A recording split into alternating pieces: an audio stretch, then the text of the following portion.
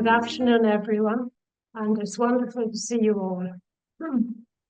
We begin our celebration with a reading of some extracts from our letter to the Institute for today's feast day. So I will begin those readings. The Feast of the Sacred Heart of Mary, the 8th of June, 2024. Dear sisters, a very happy feast of the Sacred Heart of Mary.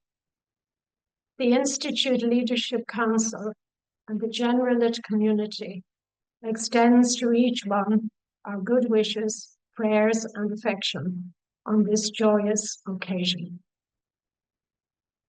Today, as Institute leader, I, Margaret Fielding, formally convoke the next general chapter of the Institute, which will take place in Belo Horizonte, Brazil, from the 9th to the 31st of July, 2025. The theme of the general chapter will be Women of Prophetic Hope, walking together, risking the new, that all may have life. It is very appropriate that we're entering the year of the chapter on this day that is significant and dear to us, the first feast of the Institute as our constitution state. On this day, we honor Mary, full of grace. Mary, who experienced God's grace in her life and proclaimed it in her Magnificat, declaring that nothing is impossible to God. Mary, who placed her hope in God, embodies the theme of our chapter. She is the woman of prophetic hope, who in faith walked the journey of life with her people, often risking the new and the unknown. Our constitutions affirm this when they speak of the deep and active receptivity of her faith, by which she was empowered by the Spirit to say yes to God in the face of the unpredictable and even the impossible. Constitutions 3. We enter the year of the chapter at a momentous time in our church, as it prepares for the second session of the Synod on Synodality and the celebration of the Great Jubilee of 2025, whose theme is Pilgrims of Hope.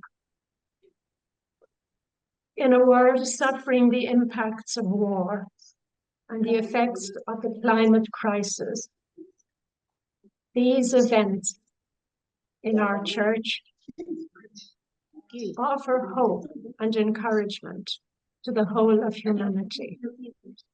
At this favorable time, Mary's role in the life and mission of the church and in our life and mission as RSHM stands out even more clearly.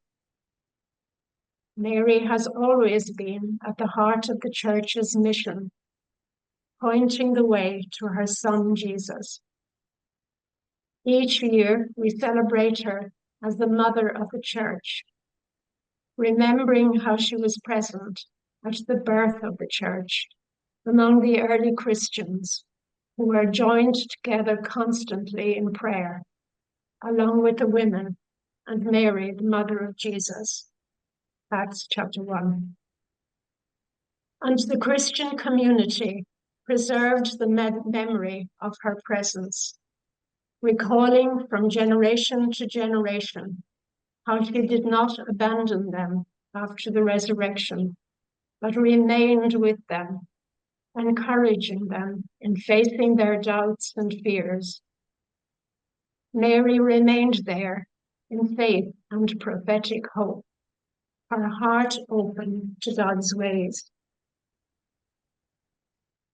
Religious of the Sacred Heart of Mary, we seek to be like Mary, women of faith and prophetic hope, who walk with our people, listening to them, and through our words and actions, offering hope and healing. On the 9th of September, 1882, Father Gayak wrote, "Sisters of the Sacred Heart of Mary, if you want to be worthy of that name, your hearts must be a reflection of this heart. It must be so if you want to be co-workers with Jesus in his great work of redemption, which is the purpose of our Institute." Our constitutions echo these desires of Gayak's heart when they point us to Mary, the woman filled with the Spirit, the poor one of Yahweh, who treasured all things and pondered them in her heart.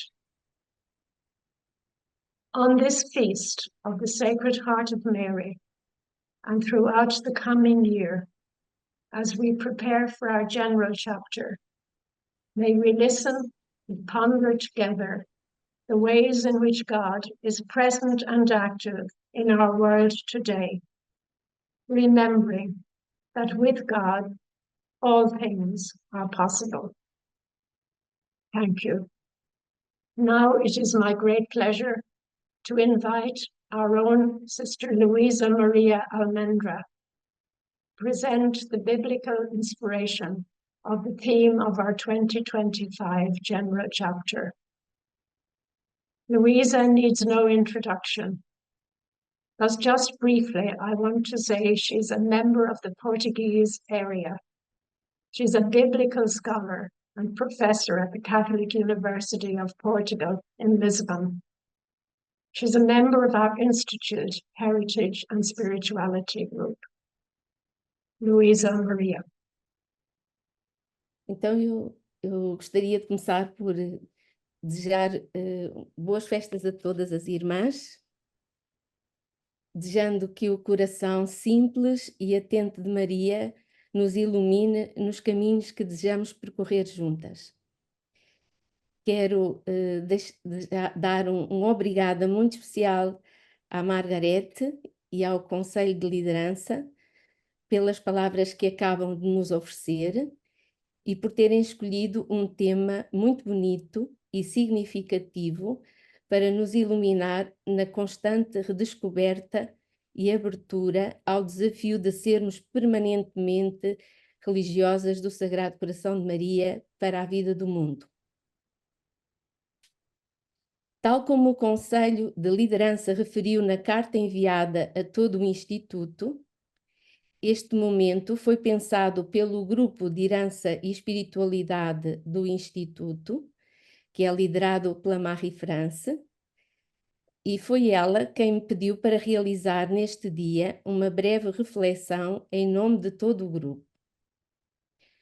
Em diálogo com o Conselho de Liderança do Instituto, consideramos a importância de concentrarmos esta reflexão numa compreensão bíblica do tema do capítulo geral que a Margarete acaba de convocar. E eu vou refletir principalmente sobre a expressão mulheres de esperança profética.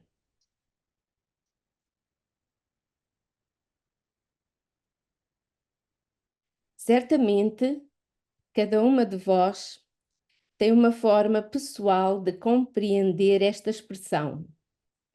O meu convite é que nos possamos unir numa compreensão comum a partir da escuta de uma palavra que nos vem de Deus, uma palavra que nas nossas constituições e na oração do Instituto nós dizemos ser o que verdadeiramente sustém e alimenta a nossa vida.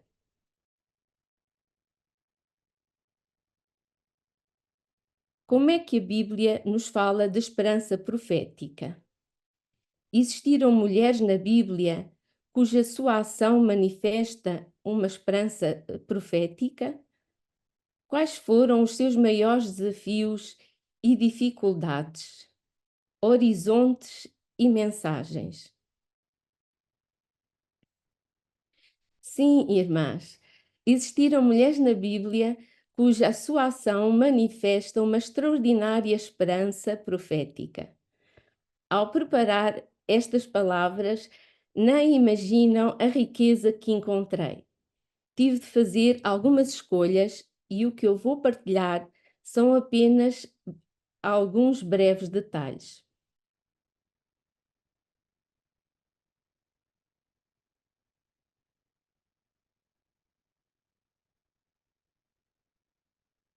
Eu quero começar com algumas breves palavras sobre como é que a Bíblia nos fala de esperança profética.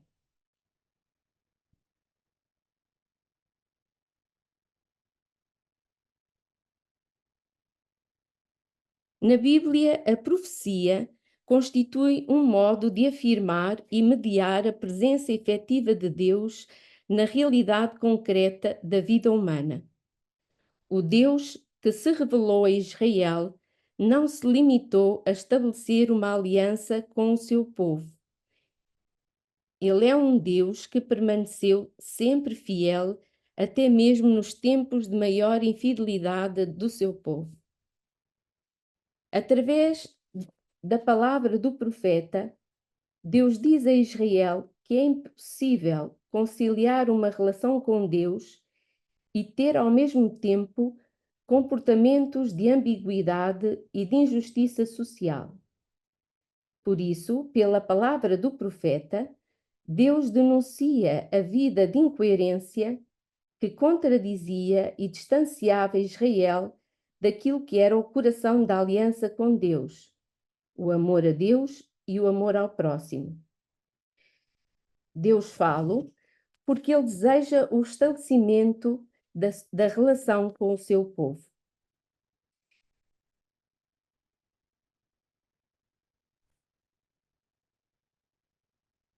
Ele é um Deus que, não obstante as fragilidades de Israel, nunca desiste do seu povo. É um Deus que nunca desiste de nós. E é por isso que a palavra profética é feita de denúncia do mal, mas também de anúncio de um tempo novo em que Deus oferece uma oportunidade de vida nova.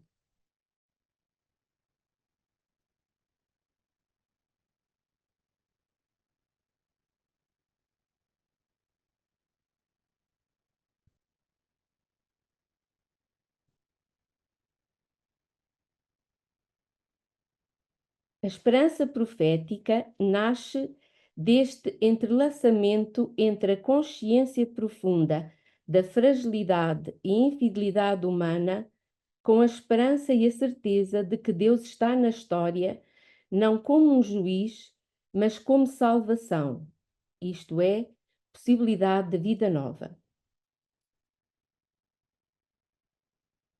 Por isso, em termos bíblicos, nós podemos dizer que a esperança profética se alicerça numa relação verdadeira com Deus, que é indissociável de um profundo compromisso com a vida do mundo. É no interior desta relação e compromisso que o profeta escuta uma palavra que lhe vem de Deus e, em seu nome, anuncia que, mesmo do caos, pode surgir vida nova.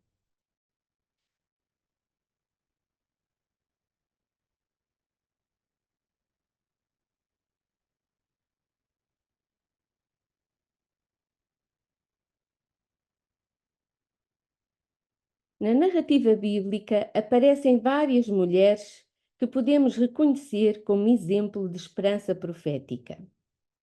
É impossível mencionar todas. E eu vou começar pela primeira, por referir Miriam, a irmã de Moisés. Miriam é a primeira mulher na Bíblia a ser chamada de profetisa e é a única profetisa de toda a Torá, isto é, dos 5 primeiros livros da Bíblia. Quem foi Miriam? Durante muito tempo, Miriam não foi considerada uma figura de grande relevância nos estudos bíblicos. O interesse por esta figura é muito recente e deve-se aos movimentos feministas, que chegaram mesmo a reconhecer a sua dimensão profética como uma função sacerdotal.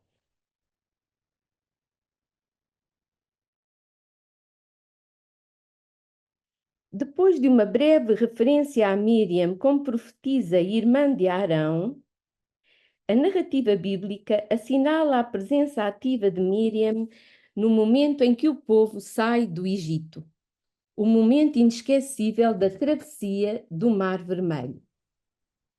É neste momento, de extraordinária importância para o povo de Israel, que o autor bíblico associa a sua ação profética a um cântico de louvor que Miriam faz em nome de todo o povo. E as irmãs têm aí agora esse cântico, é muito breve, é só um versículo, mas é assim que começou, é assim que tudo começa, com um versículo só.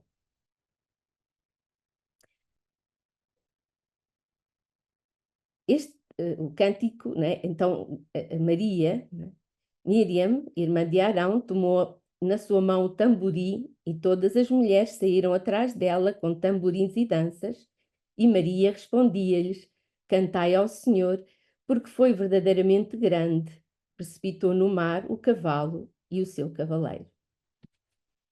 Este cântico de Miriam é hoje considerado um dos textos mais antigos de toda a Bíblia, como se a memória bíblica tivesse começado por um breve cântico de uma mulher que simplesmente canta o agir salvífico de Deus em favor do seu povo. Pensa-se que este cântico de Miriam tenha sido depois colocado intencionalmente na narrativa bíblica no final do cântico de Moisés, tornando o cântico de Miriam um simples eco ao cântico de Moisés e retirando-lhe toda a sua visibilidade no texto bíblico. Reparem bem, o texto diz que Miriam entoa este cântico a Deus no próprio momento em que o povo atravessa o mar. As outras mulheres seguem-na e atrás delas todo o povo. Mas é apenas Miriam quem toma a palavra para exortar a todos, homens e mulheres, a reconhecer que o que estava a acontecer-lhes era um ato salvador de Deus.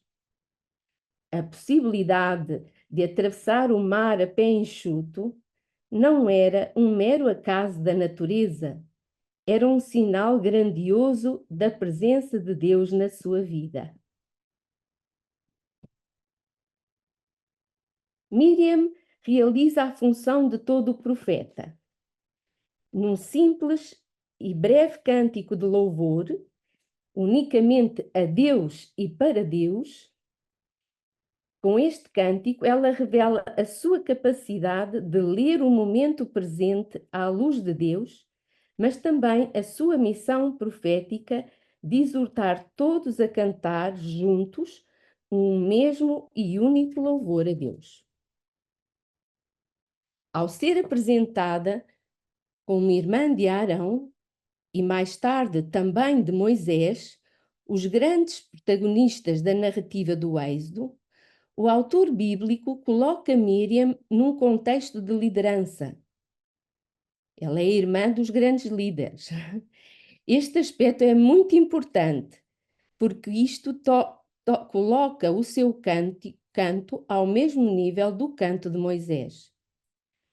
Os leitores e as leitoras atuais podem compreender retrospectivamente que as mulheres de Israel não só participaram ativamente na libertação da escravidão, como no momento da plena realização do agir salvador de Deus, foram elas as primeiras a reconhecer esta libertação como um momento grandioso do agir de Deus na história.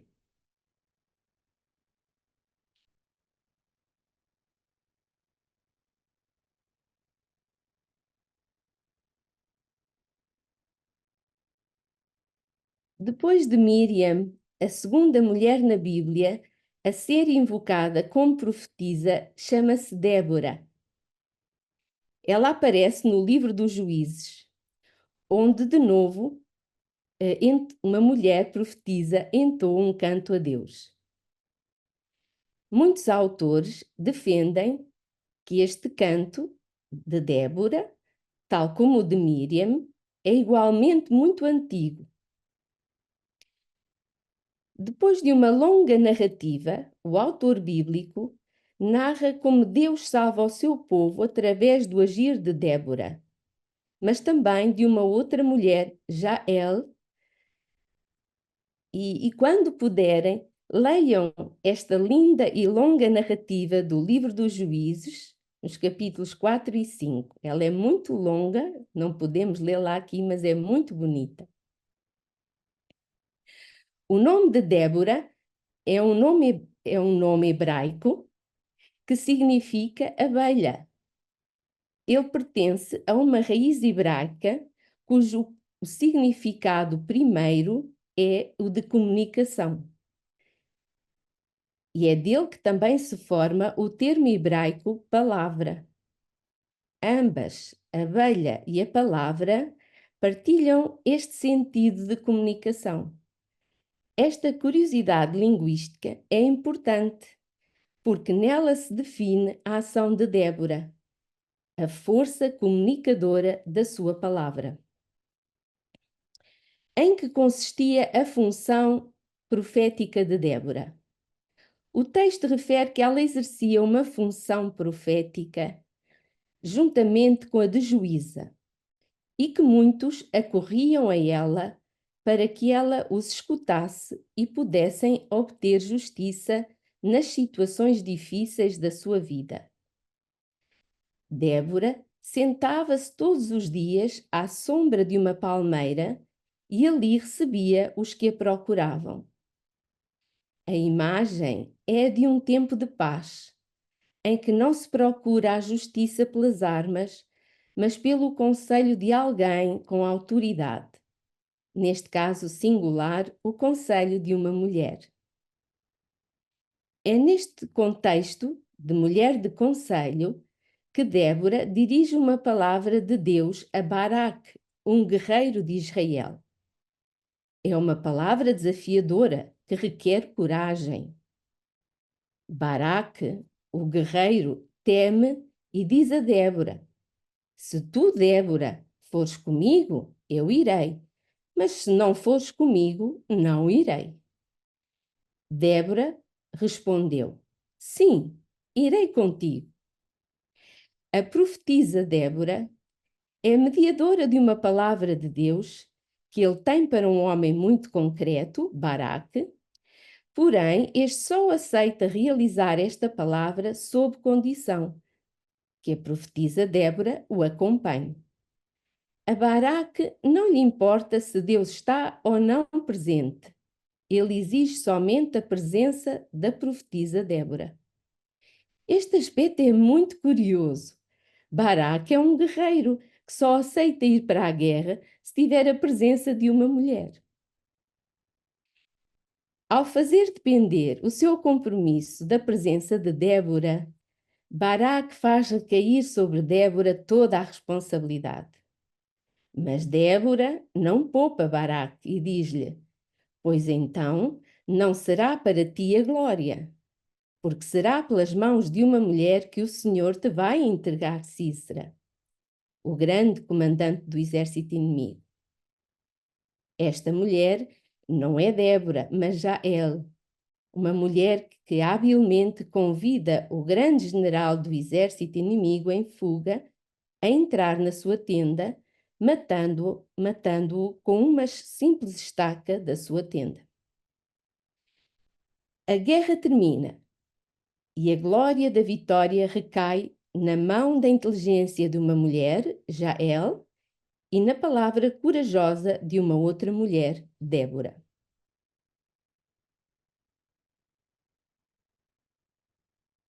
Então, Débora e Baraque entoam um canto. É um cântico a duas vozes, que canta o agir de Deus em favor do seu povo. Curiosamente, neste cântico, Débora é descrita como tendo participado também no combate e é chamada de Mãe de Israel, um título que é único em toda a Bíblia.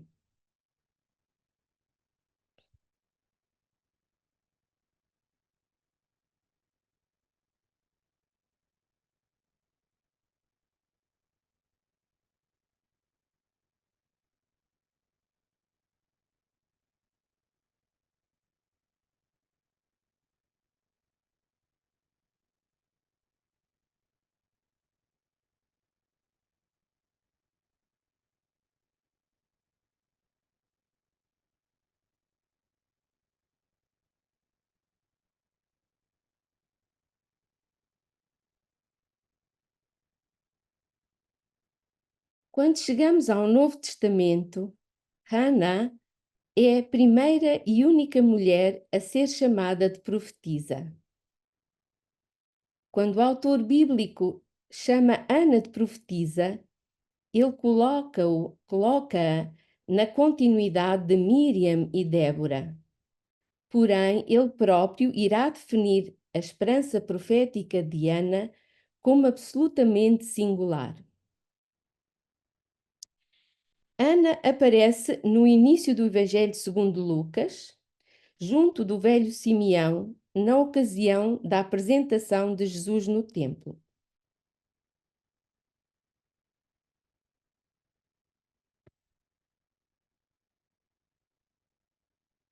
O justo Simeão e a profetisa Ana são duas figuras unidas por uma única missão: reconhecer Jesus como a salvação prometida para todos os povos. O autor diz-nos que este reconhecimento e louvor emergem do interior da sua fé e da sua esperança. Ambos estão habitados pelo Espírito Santo, que lhes inspira um louvor que ninguém, até aquele momento na narrativa evangélica, tinha sido capaz de proclamar. Porém, os dois idosos reagem de maneira diversa. Simeão é o homem da expectativa. No templo, vigiava e aguardava o cumprimento da promessa messiânica anunciada pelos antigos profetas. E o seu coração rejubila porque é capaz de compreender que Jesus é a salvação prometida por Deus. Sobre Ana, o autor bíblico apenas nos oferece algumas informações. Havia também uma profetisa Ana, era de idade muito avançada, não se afastava do templo, prestando culto noite e dia com jejuns e orações. Tendo chegado naquela hora, agradecia a Deus e falava acerca dele a todos os que esperavam a redenção de Jerusalém. Ana mantém-se em silêncio, não irrompe como Simeão num cântico de louvor, invocando as esperanças messiânicas de Israel. E nós devemos vê-la unicamente ali, no templo, junto a Simeão, a Maria e José, e imaginá-la através da apresentação do evangelista. A indicação de que Ana não se afastava do templo deve interrogar-nos: o que nos quer dizer o autor bíblico? Falar-nos de uma viúva idosa que fazia do templo a sua casa? O autor quer certamente dizer-nos que Ana passava a sua vida numa oração e comunhão contínua com Deus. Ela não está ali no templo por acaso. Está ali porque desde sempre ela tinha escolhido o templo como o centro da sua vida. O templo, como lugar da presença de Deus, era o centro da sua existência. E ela era uma simples profetisa que vivia numa permanente dedicação de si e do seu agir a Deus, experimentando na própria existência frágil a alegria autêntica e inesgotável que só o Senhor pode dar. Por que o autor bíblico a coloca tão silenciosa diante de Jesus, o Salvador do mundo? Devemos intuir nesta opção do autor a novidade que ele pretende introduzir. Estamos no Novo Testamento, um outro momento da história da salvação. Neste outro momento, a profecia deixa de ter lugar na praça pública e passa a estar, sobretudo, na presença e na relação com Deus, tornando-se uma totalidade de vida. Ana pode, por isso, ser chamada de profetisa, porque nela a presença e a relação com Deus são a sua existência inteira.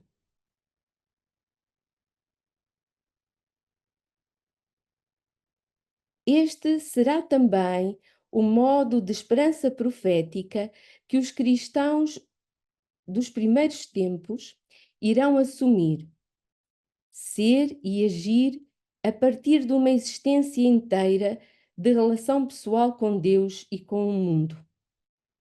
A esperança profética na pessoa de Ana é, sobretudo, uma relação de amor, de onde emerge o testemunho eloquente de fé e de louvor.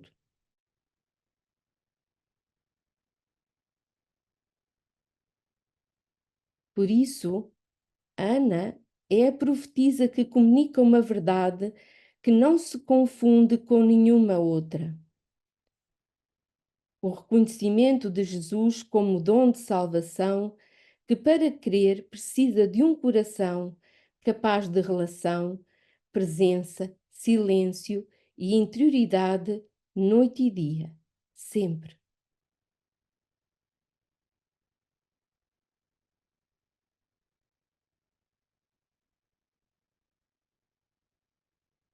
A profecia de Ana não tem a novidade de Isabel nem a grandeza de Maria, porém nela são antecipadas as características mais relevantes dos discípulos e das discípulas de Jesus. Ser capaz de relação, presença, silêncio e interioridade noite e dia, sempre.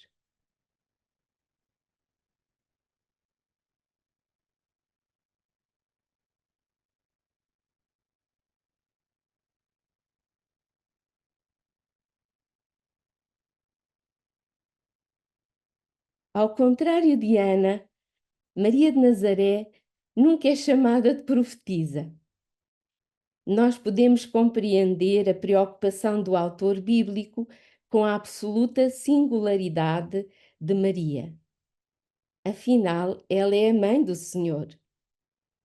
No entanto, é na sua boca que o autor bíblico coloca o cântico que melhor expressa a esperança profética de toda a revelação bíblica, o Magnificat.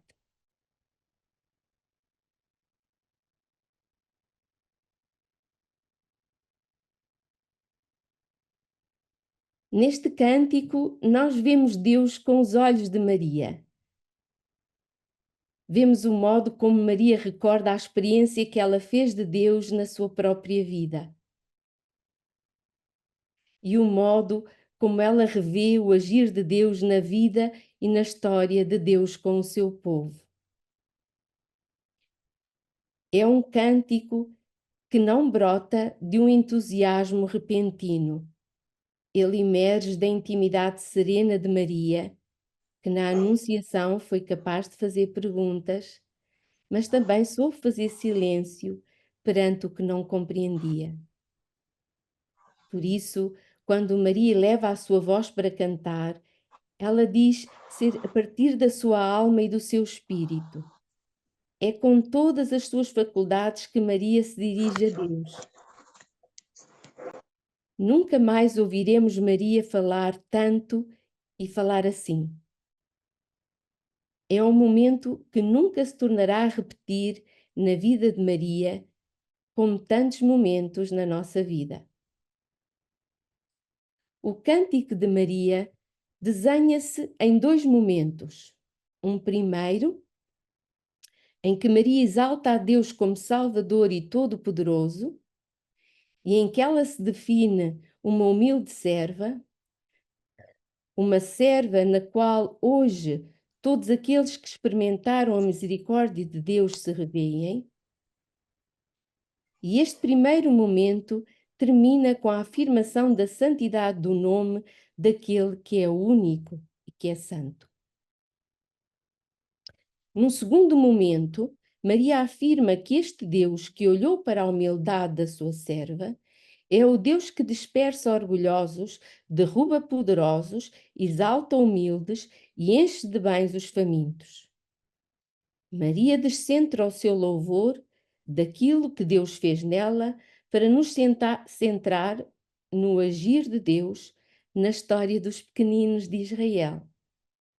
O Deus que fez em si maravilhas é o Deus que está presente na vida de todos os que esperam e acreditam nele. Nós sabemos que no momento em que o autor bíblico está a escrever este cântico de Maria, as comunidades cristãs viviam com grandes dificuldades económicas, partilhando entre si os seus bens e a sua confiança em Deus. Entre eles havia muitos pobres, doentes, viúvas e órfãos. Muitos deles tinham visto na atitude de Jesus abençoar os pobres, os famintos, os oprimidos e os perseguidos, a realização das suas esperanças messiânicas. E foi certamente desta experiência de vida e de fé que nasceu Magnífica, com uma expressão de louvor e fé na salvação que se realiza em Jesus. E por isso, muitos pensam que o Magnífica é um cântico que teve a sua origem na fé das comunidades judeo-cristãs e que Lucas intencionalmente coloca na boca de Maria. Porque ninguém como Maria experimentou a ação de Deus na sua vida e soube viver de uma autêntica esperança profética, a esperança de que a salvação de Deus em Jesus Cristo se realiza numa transformação de vida em abundância para todos.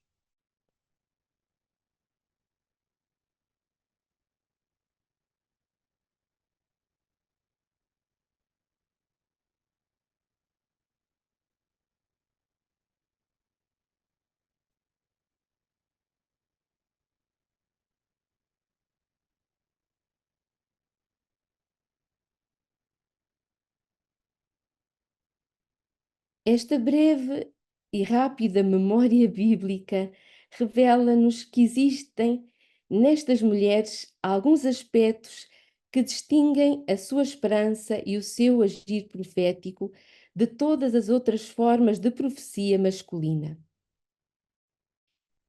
Estas profetisas são mulheres de grande relação com Deus e de um forte compromisso com o momento histórico em que viveram. Na sua singularidade, elas não fazem grandes discursos. Elas simplesmente acreditam, anteveem e cantam a presença e a salvação de Deus na história. Todas o fazem em tempo de grande dificuldade, seja a meio de uma travessia do mar, no confronto com a ameaça do mal, na situação de imensa dificuldade económica e social. Nós podemos dizer que a esperança profética na Bíblia tem indiscutivelmente uma forma feminina de se afirmar.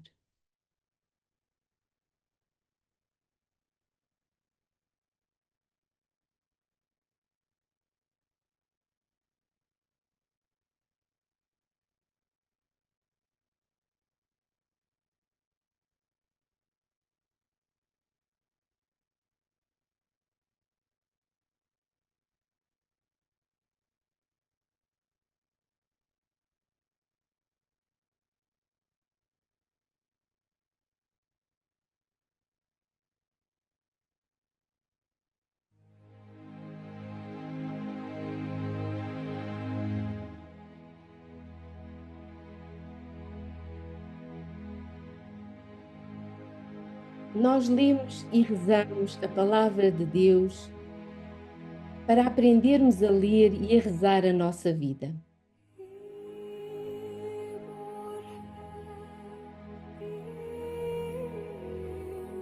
Eu pedi às irmãs do grupo de herança e espiritualidade do Instituto e a outras irmãs de várias idades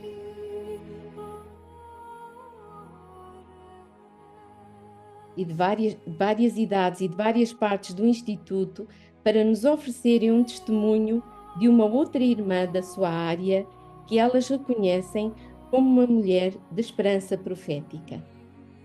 E é o que vamos ouvir agora.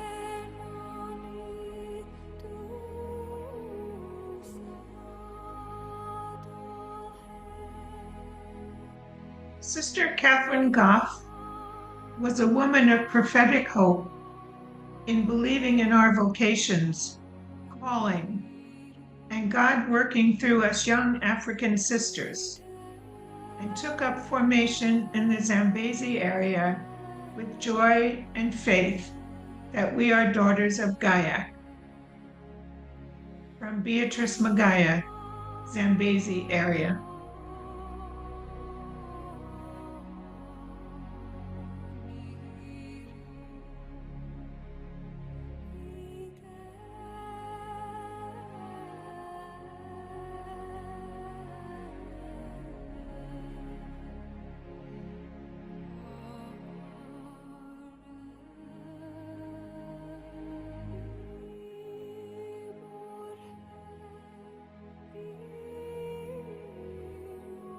Irmã Teresinha Sequim é uma mulher de esperança profética, porque sabe valorizar a liderança dos membros mais novos, promover a unidade na diversidade, com uma visão de futuro.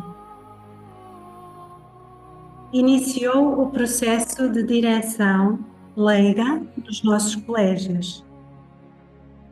É uma mulher de Deus que vive em busca constante de ser uma pessoa melhor para si e para os outros. Testemunho da irmã Cristina Caetano, da área Brasil.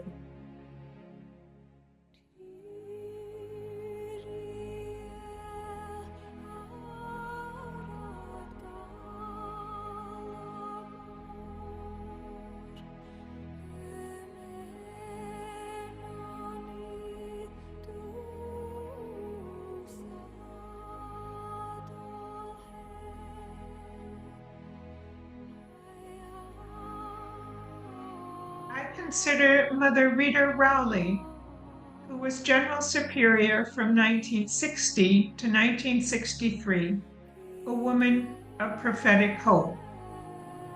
She turned us toward the Church and the world and asked us to think with Vatican II. It's from Catherine Patton, Eastern American area.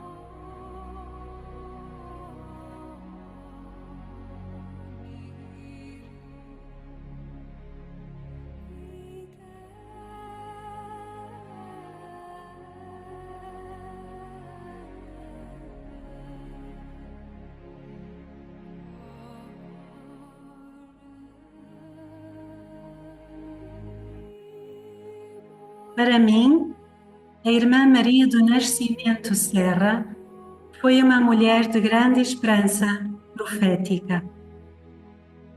Devemos a ela o fim da independência econômica das comunidades e o iniciar de um processo de partilha de recursos financeiros entre todas.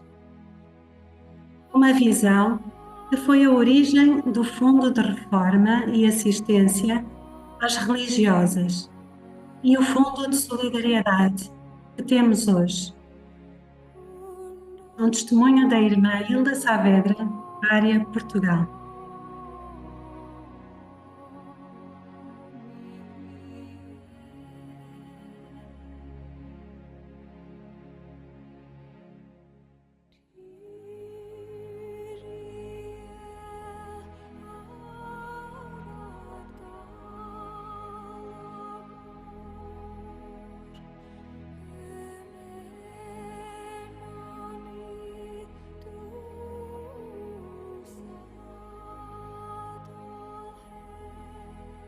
person of prophetic hope is Pat Connor.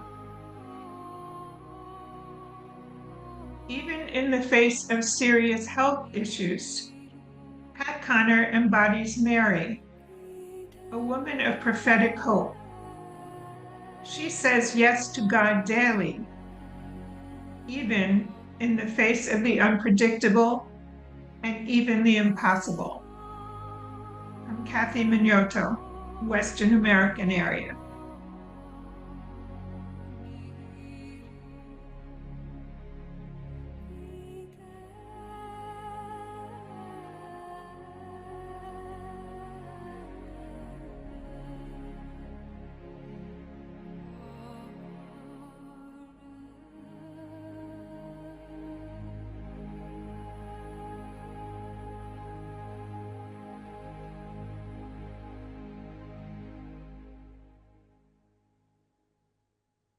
Recordo a irmã Stella Cardoso como uma mulher de esperança profética. Ela foi a nossa formadora.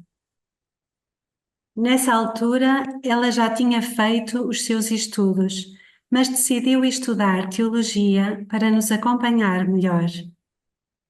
Ela, que era formadora, colocou-se ao nosso lado como uma estudante e nos acompanhou em tudo. Testemunho de Rosinha de Lima, da área Brasil.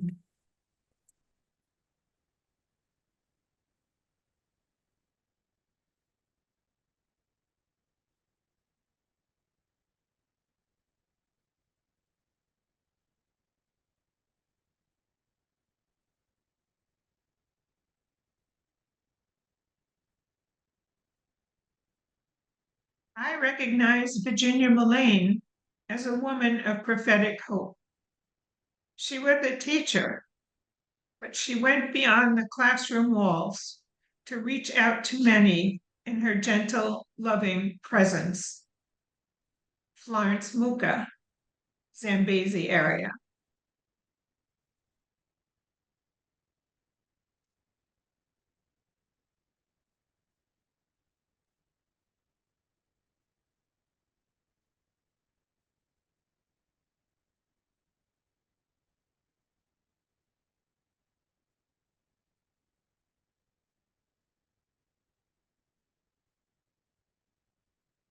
Lembro a irmã Isabel de Lourdes sempre como uma mulher de esperança profética. Foi uma mulher que abraçou de imediato o nosso compromisso com a justiça social, promovendo a vida de todos. Devo a minha vocação ao seu testemunho. Luísa Marinho, da área de Portugal.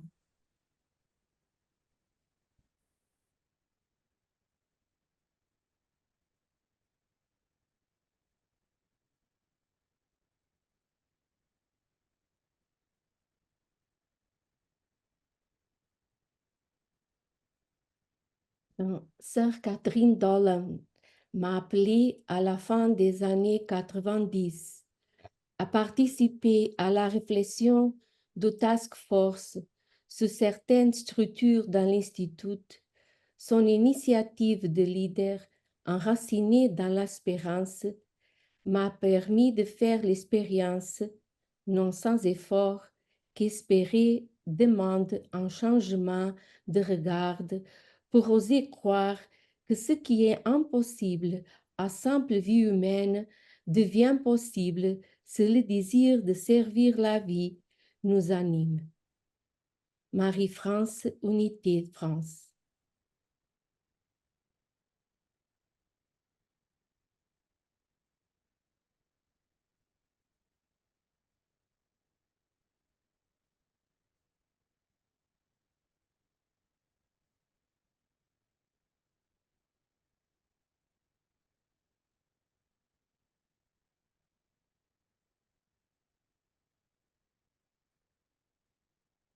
Mr. Odile O'Mahony.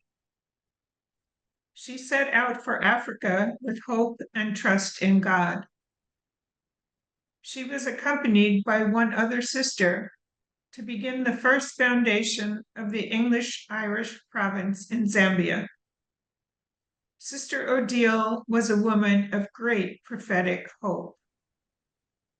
From Rosemary Lenahan, Northern European area.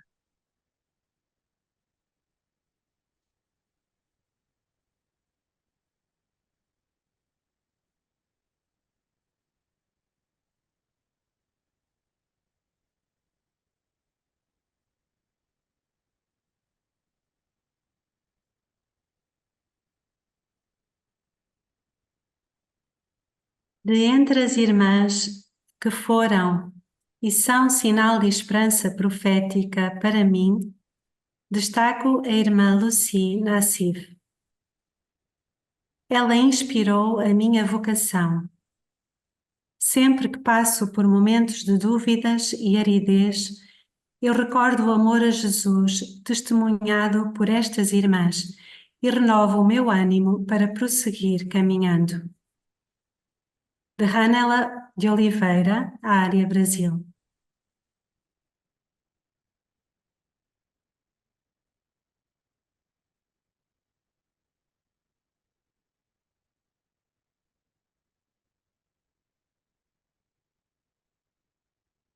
Para mí, la hermana Catherine García es una mujer de esperanza profética, porque a través de su enseñanza empodera y genera libertad a mujeres migrantes en la institución de LAMPO en Los Ángeles, California. Fidelia Spine, Western American Area.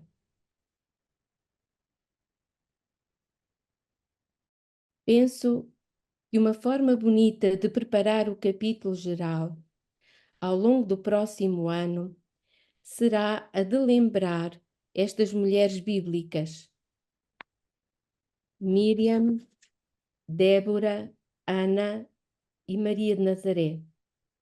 Mas lembrar e reconhecer também tantas irmãs que viveram e vivem conosco, que são mulheres de autêntica esperança profética.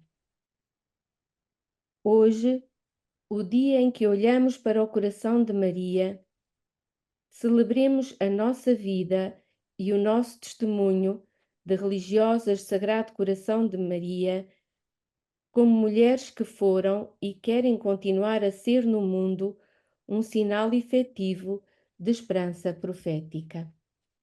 Thank you, Louisa, for your inspiring words. You gave us so much to ponder as we enter this year of the chapter.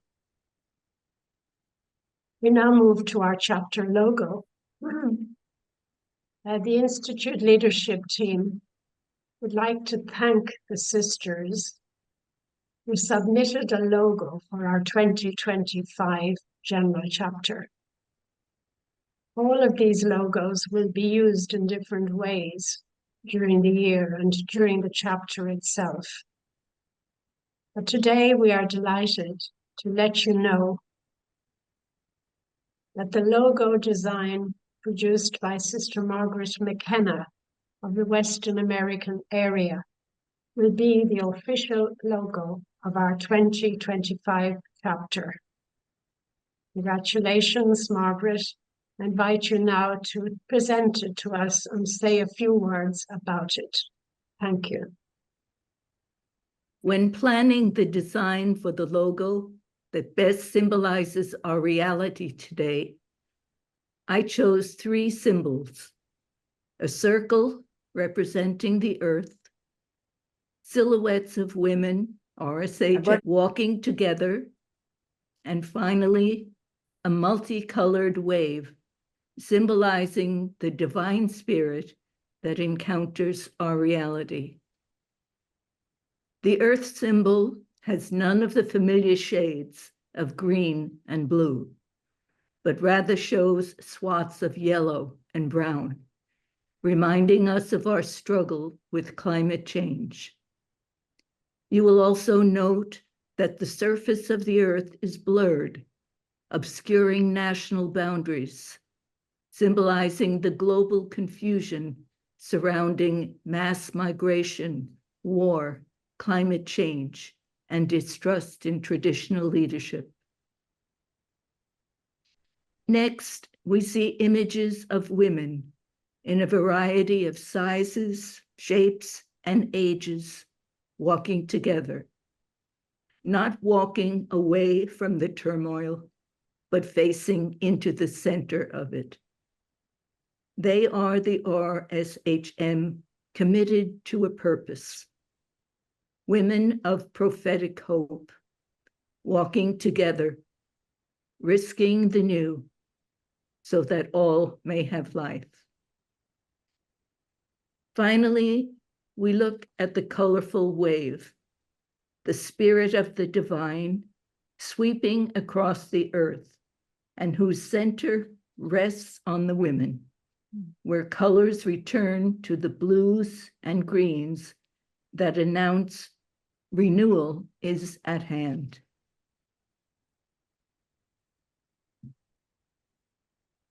In a world struggling in its transformation, we bow before the Spirit of God who made all things.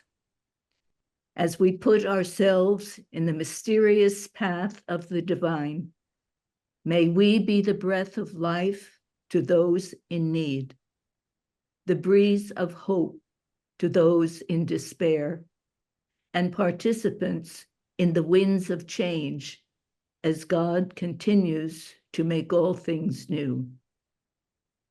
From Revelations, and he who was seated on the throne said, "Behold, I am making all things new." And from Isaiah, "Forget the former things, do not dwell on the past. See, I am doing a new thing. Now it springs up. Do you not perceive it? I am making a way in the wilderness and streams in the wasteland." Nós queremos agradecer, então, a irmã Margaret e também a irmã Beatriz e a irmã Luísa, que fizeram a oração para nós. O logo e a oração vão estar a partir de segunda-feira, terça-feira, no nosso site, que terá uma área dedicada ao capítulo. Então, no início da semana que vem, convidamos todas a visitar o site e também ver o logo lá e a oração lá.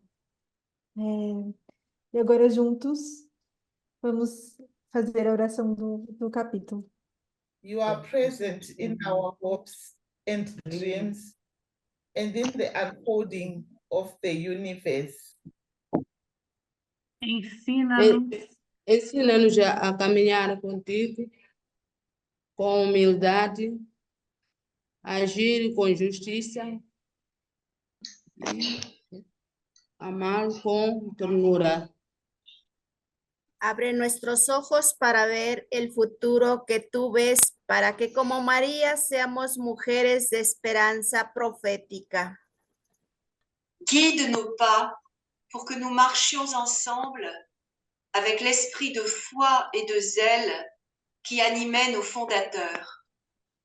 Incoraggia i nostri cuori affinché possiamo rischiare ciò che è nuovo, fiduciosi che tu ci aspetti lì. We ask this in communion with all your people, deep and reflected desire, and all may have life.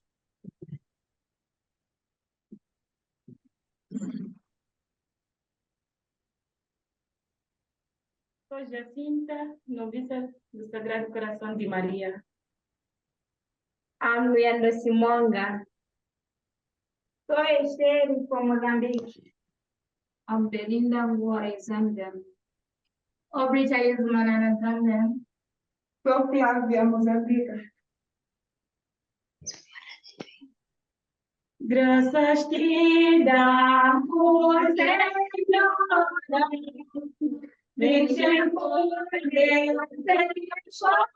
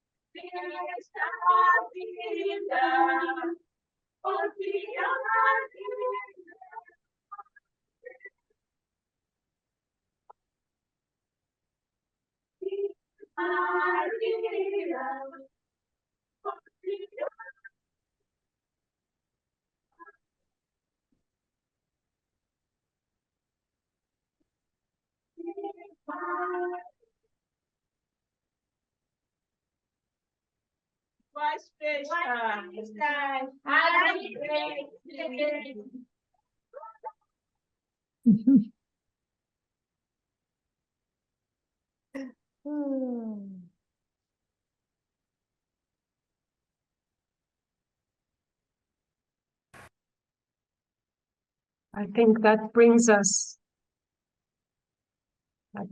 to the end of our celebration, and what a lovely way to bring the celebration to a close. Thank you, novices. There are first-year novices only. The second years are out in apostolic community experience.